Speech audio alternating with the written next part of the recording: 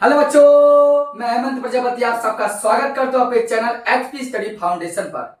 बच्चों, आज हम इस लेक्चर में बात करेंगे क्लासिफिकेशन ऑफ एलिमेंट्स पर। तत्वों का वर्गीकरण फर्स्ट लेक्चर होगा आपका इस चैनल पर।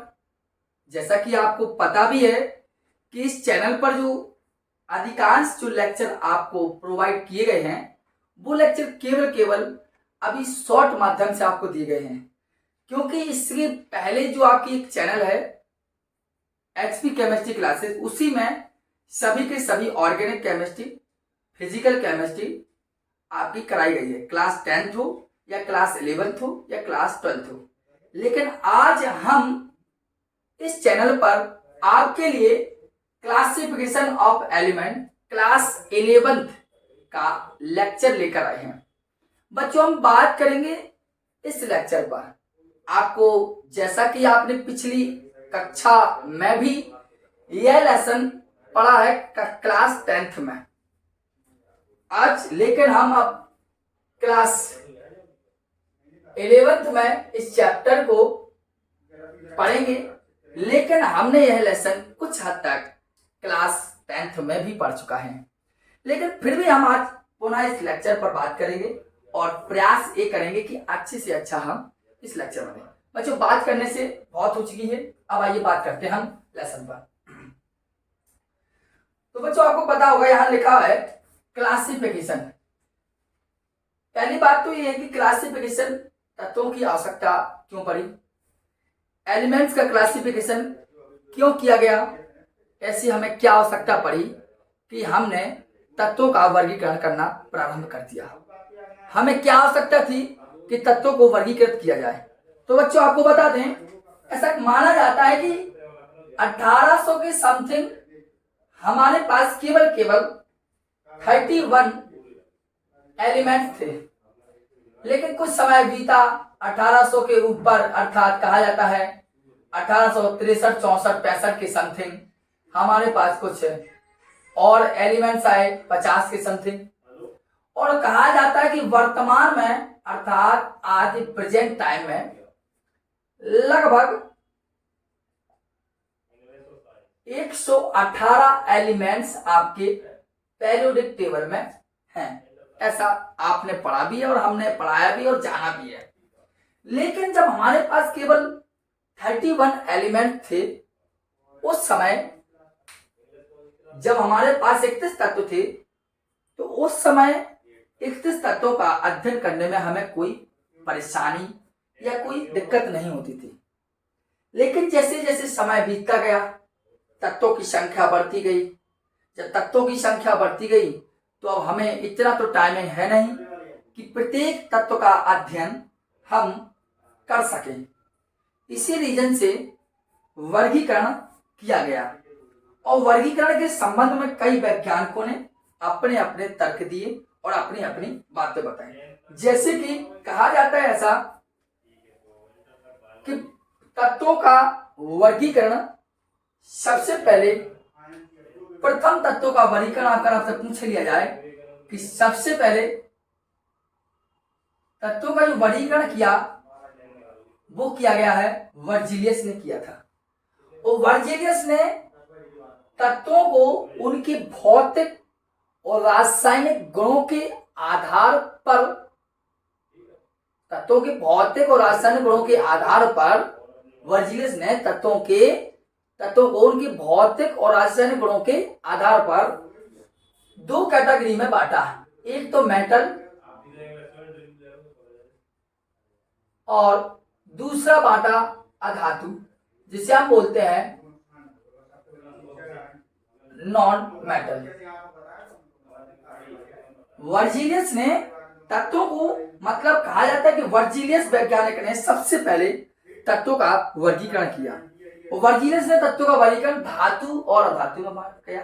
ठीक, मतलब वर्जिलियस से कह दिया कि कुछ तत्व जो मिलेंगे, बोले इसकी भांति व्यवहार रसायन से, बोले इसमें डाल दो, बोले अगर इसकी भांति डाल दो इसमें डाल दीजिए, बोले कोई दिक्कत नहीं। लेकिन हुआ क्या कि कुछ तत्व ऐसे भी मिले जो इससे भी समानता दर्शाते थे और इससे भी समान दर्शाते थे। अर्थात कुछ तत्व मेटल से भी अपना क्या संबंध दर्शाते थे और कुछ नॉन मेटल से भी बताते थे। अब मेटल और नॉन मेटल इन दोनों से संबंध दर्शाने के कारण बर्जीलियस का यह सिद्धांत विफल हो गया, क्योंकि बर्जीलियस ने केवल तत्वों को धातु और धातु में बांटा, और जब उपधातु प्राप्त हो गई तो यह सिद्धांत क्या हो गया, गलत हो गया। इसके बाद जैसे कि आप जानते हो, इसके बाद एक दूसरा वैज्ञानिक आया जिनका नाम अच्छे से आप जानते हो, क्लास 10th में ही पढ़ा है, जिसे बोलते हैं डोवेर राइनर का त्रिक नियम। डोवेर राइनर ने अपना एक नियम दिया, इसके बाद डोवेर आए, ये डोवेर राइनर कह दीजिए आप, या डोवेर नियर भी कह दीजिए, दोनों के दोनों इन्होंने त्रिक नियम दिया अपना। उन्होंने बताया कि यदि तीन तत्वों को 1 2 3 तीन तत्वों को यदि उनके बढ़ते हुए परमाणु भार के क्रम में रखा जाए तो प्रथम और थर्ड का यदि आप औसत निकालेंगे तो बीच वाले का लगभग बराबर निकलेगा। उनका कहने का मतलब है यदि तीन तत्व से ए है तत्व, एक बी है तत्व, एक सी है, मतलब तीनों को उनके बढ़ते हुए परमाणु भार के क्रम में रखा, तो वो कहते हैं कि यदि आपने प्रथम तत्व और अंतिम तत्व का औसत निकालेंगे तो बीच वाले के औसत के बराबर आएगा। इस नियम के अनुसार क्या है, इस नियम अनुसार यदि तत्वों को उनके बढ़ते हुए परमाणु भार के क्रम में रखा जाए तो क्या होगा, प्रथम तत्व और अंतिम तत्व का जो परमाणु भार का जो औसत निकलेगा वो लगभग बीच वाले तत्व के बराबर होगा। जिसमें परिभाषा भी लिख रहा हूं जिससे आप नोट बना सको। देखिए उन्होंने कहा इस नियम अनुसार यदि तीन तत्वों को उनके बढ़ते हुए, यदि तीन तत्वों को उनके बढ़ते हुए परमाणु भारों के क्रम में रखा जाए तो प्रथम तत्व व अंतिम तत्व के भार का औसत मध्य तत्व के लगभग बराबर होता है। इस बात को ध्यान दें। उन्होंने कहा यदि आप तीन तत्व लेते हैं, उनके बढ़ते हुए परमाणु भार के क्रम में रखते हैं, तो यदि आप प्रथम और अंतिम तत्व का औसत भार निकालेंगे तो बीच वाले तत्व का बराबर निकलेगा। जैसे कि एग्जांपल लिख लीजिए, काफी दे सकता हूं मैं आपको ये, जैसे आप विश्वविख्यात है Li Na और K, ठीक, इस पर आप ले लीजिए क्लोरीन, ब्रोमीन एंड आयोडीन का ले लीजिए। आप देखो lithium atomic weight 7, 23 and 39, 35.5, 80 and 127। इनके क्या रखे हैं, ये हम इनके एटॉमिक नंबर अर्थात परमाणु भार लिखे हैं। तो उन्होंने क्या कहा, यदि आप इसका और इसका भार निकालिए, देखो निकाला, प्रथम का 7 और अंतिम का 39, इनके भार का यदि औसत निकाला, देखिए कितना 46/2 × 23, तो 23 का इसके बराबर है ना। तो उन्होंने यही कहा था कि प्रथम तत्व और अंतिम तत्व का यदि आप औसत निकालते हैं तो मध्य वाले तत्व के औसत के लगभग बराबर होगा, इसलिए हमने यहां लिखा लगभग बराबर होगा। एग्जैक्टली बराबर नहीं होगा, एग्जैक्टली तो बराबर आपके डोवेर नियर ने भी नहीं कहा, केवल लगभग बराबर निकलता, तो लेकिन यहां पर इसका क्लियर निकला, लेकिन अधिकांश का लगभग निकला। जैसे इसका करें हम 30.5, 80 और 27 निकाल लीजिए, इसका 127 और अपन ने किया। जब हल करेंगे तो आपका कम से कम 81.5 निकलेगा। तो इसका अगर भार निकलेगा तो आप देखिए इसका जो निकला क्या 80 या 21, मतलब भार निकलेगा तो, लेकिन लगभग बराबर निकलेगा। क्या निकलेगा, बराबर, लगभग बराबर निकला, तो यह लगभग बराबर निकला। या और भी हम बात करते हैं, जैसे लिया कैल्शियम स्ट्रॉन्शियम एंड बेरियम। आप जानते हैं 40, 88 एंड 137 होता है मेरे हिसाब से। इसको हल कीजिए आप, तो देखो 40 एंड 137/2। देखिए आप कितना हो जाएगा, आपको पता है।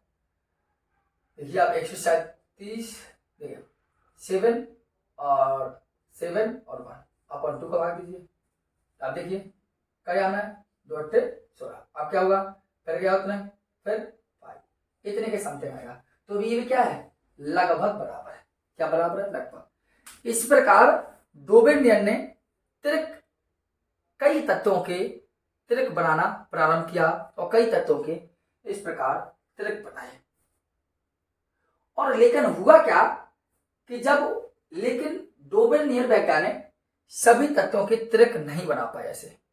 जैसे कि यदि हम यहाँ पर फ्लोरीन ले लेते और फ्लोरीन के बीच इन्हें का निकालते तो ये नहीं आता है, ना लगभग बराबर आता है और ना ही क्लियर बराबर आता है। तो जब ऐसी स्थिति हुई तो डोबेनियर भाई सभी तत्वों के त्रिक नहीं बना पाए और इनका यह नियम भी विफल हो गया था। ठीक। अब इसके बाद एक अगला वैज्ञानिक आया जिनका नाम था न्यूलैंड, जिसने अपना नियम दिया न्यूलैंड का अष्टक नियम। वीडियो को पॉज कर आप स्क्रीनशॉट भी ले सकते हैं। इसके बाद वैज्ञानिक मैंने क्या बताया, कौन आए, न्यूलैंड। कहा जाता है कि न्यूलैंड म्यूजिक के बहुत शौकीन थे और म्यूजिक के शौकीन होने के कारण उन्होंने म्यूजिक पर ही अपना नियम दिया। जैसे कि आपने पिछली कक्षाओं में भी पढ़ा, न्यूलैंड का अष्टक नियम। अभी आपने पढ़ा त्रिक नियम, लेकिन वो विफल हो गया क्योंकि सभी तत्वों के ऐसे त्रिक नहीं बन पा रहे थे, इसलिए विफल हो गया वो।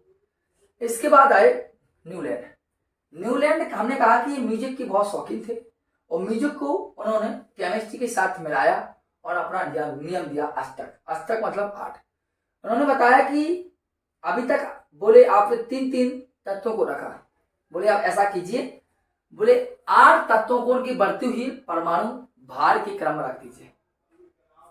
8 तत्वों को उनकी बढ़ती हुई परमाणु भार के क्रम में रख दो बोले।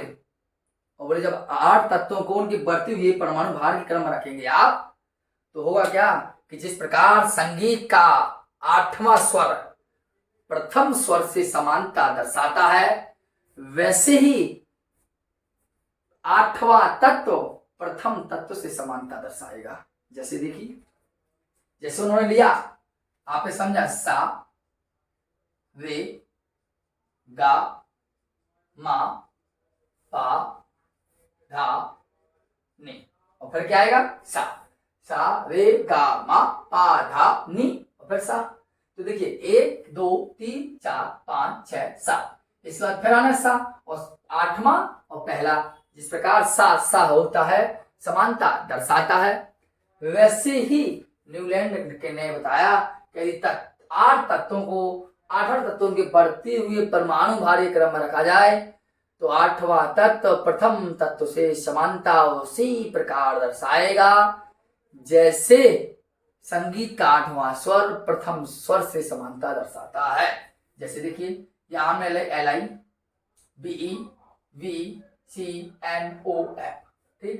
यहाँ लिखते हैं Na Mg Al Si phosphorus sulphur chlorine, या कैल्शियम नहीं, आप ले लीजिए आपका पोटेशियम एंड कैल्शियम के, ठीक। तो बोले यदि आप इसको प्रथम तत्व मानते हैं तो यहां से गिनिए, बोले 1 2 3 4 5 6 7 और फिर क्या आ गया, 8 आ गया ना। तो बोले इन दोनों की समान गुण होंगे। समान गुण कैसे, कि बोले यदि Li Cl बनाता है, Cl के साथ उस बार Na भी Cl बनाएगा। यदि Li आपस में मिलकर जल के साथ LiOH बनाता है तो NaOH भी बनाएगा। मतलब इस समानता दर्शाएंगे ही दर्शाएंगे।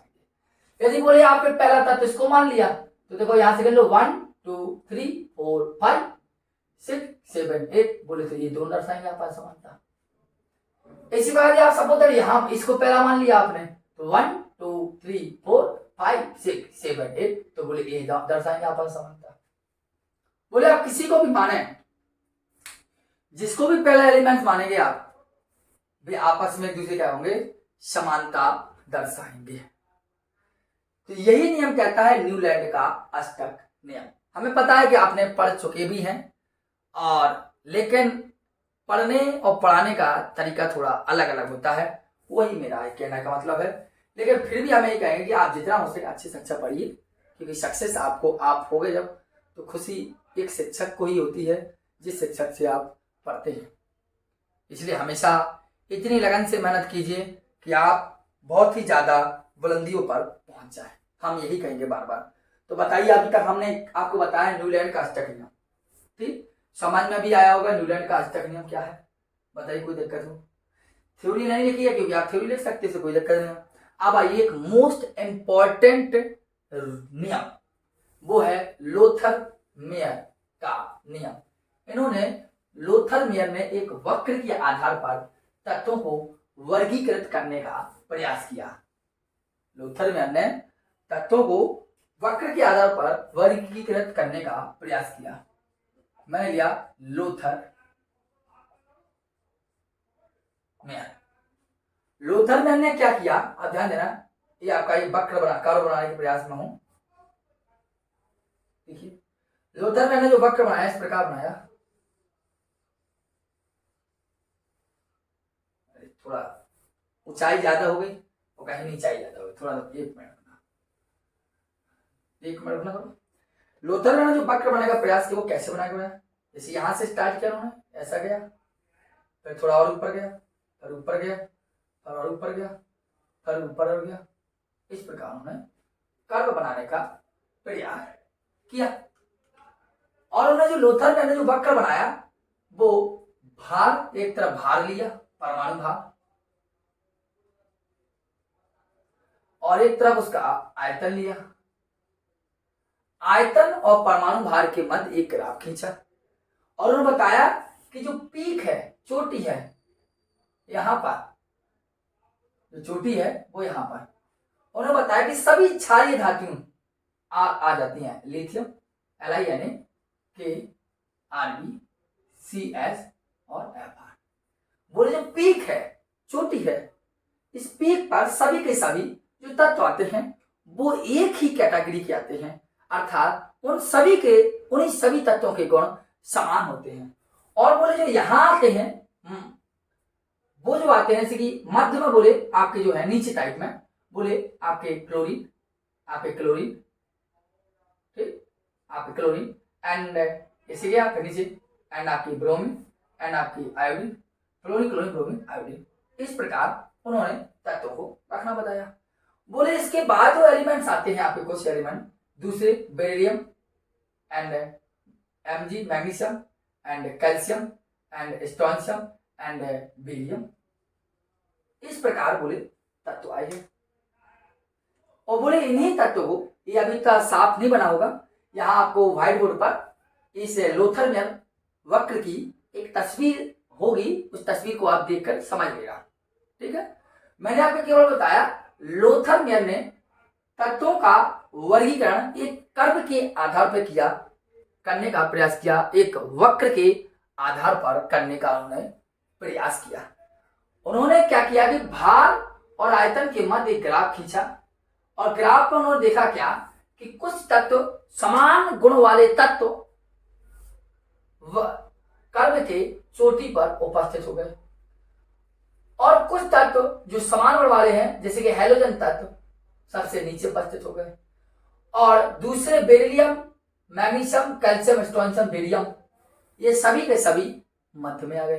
अर्थात उन्होंने कहने का मतलब था कि देखो, उनका कहने का था क्षारीय